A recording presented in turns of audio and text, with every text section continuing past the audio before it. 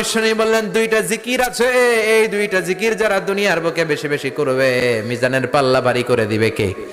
কালিমাতান হাবিবাতান ইলার রহমান খাফিফাতান আলাল Lisan সাকিলাতান feel Mizan. দুইটা জিকির আছে, এই জিকির আল্লাহর বড্ড প্রিয়, কিন্তু জিহ্বায় উচ্চারণে একেবারে হালকা, কিন্তু মিজানের পাল্লায় ওজন হবে অনেক বেশি।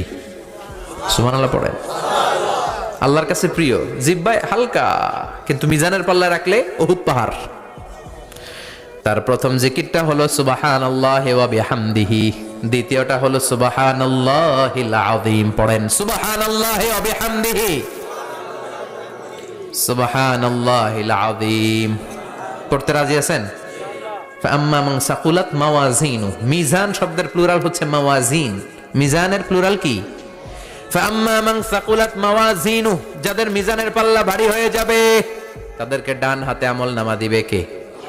আল্লাহ তুমি আমাদেরকে ডান হাতে আমলনামা দিও, আমাদের হিসাবটা সহজ করে দিও, আমাদের বিচার তুমি করতে যেও না রোজ হাসরে হে আল্লাহ আমার করোনা বিচার, আল্লাহ করোনা বিচার। বিচার করলে আমাদের বাঁচার উপায় আছে?